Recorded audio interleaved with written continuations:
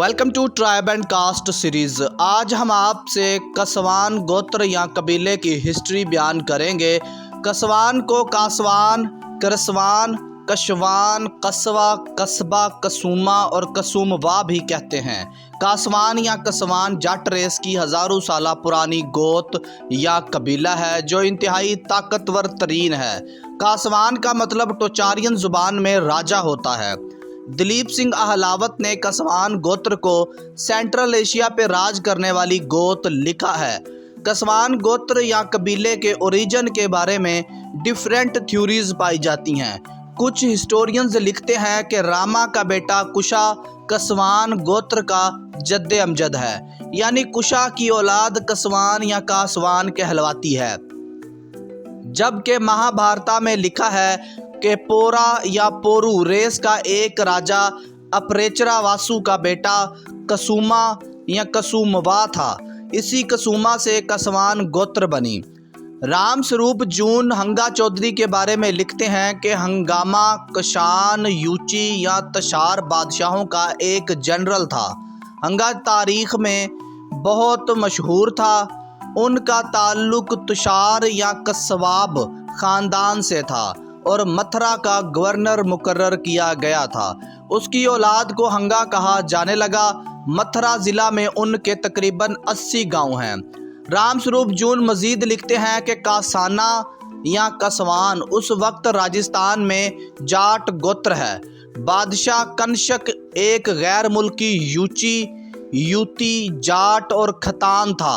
खोतानी या तुर्क जाट थे। तुर्किस्तान एक खालिस्तान जाट नस्ल है। भीम सिंह डाहिया ने काशा गोत्र का ताल्लुक कस्वा या कसवान जाट कबीले से बताया है। ओटू मिंचन हेल्फन ने पहले के नज़रिए की बजा तौर पर तायीद की है कि पांचवें सरदार उनमें से कशान जो बड़े जागीरदार थे, जो अपने बादशाह यूए के सरदार पर मुनहसर थे, उसके ख़ानदान के थे।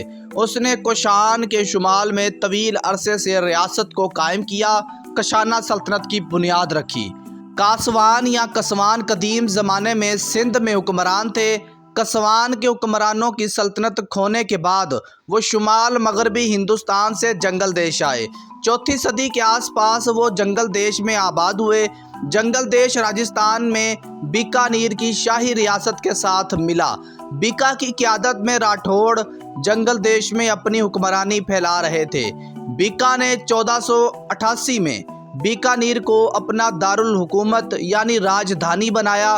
कुंवरपाल उनका बादशाह था और उनका कैपिटल सिद्ध मुख्य शहर में था। इस कबीले के लोग वॉरियर के तौर पर जाने जाते थे जो सब्र से लड़ते थे। उसके पास 2000 ऊंट और 500 सवार हर वक्त डिफेंडिंग के लिए तैयार रहते थे। वो अच्छे काश्तकार होने के साथ साथ शानदार सिपाही भी थे। कासवान जाटों की राठौड़ों के साथ जंग हुई, लेकिन गुदारा जाटों ने राठौड़ों के साथ यूनिटी कर ली, जिसकी वजह से कासवान जाटों को शिकस्त का सामना करना पड़ा। राठौड़ों ने 17वीं सदी में अपनी सल्तनत को अपने साथ मिला लिया। वो अपने बादशाह का इंतखाब जमहूरी अमल से यानी डेमोक्रेसी के अमल से करते थे। चहार जाट उनके महल के हुक्मरान थे। आबादी के लिहाज से कासवान या कसवान कबीला राजस्थान, हरियाणा, मध्य प्रदेश, उत्तर प्रदेश, हिमाचल, दिल्ली और पंजाब में आबाद है, जबकि पाकिस्तान में ये कबीला पंजाब और सिंध में आबाद है।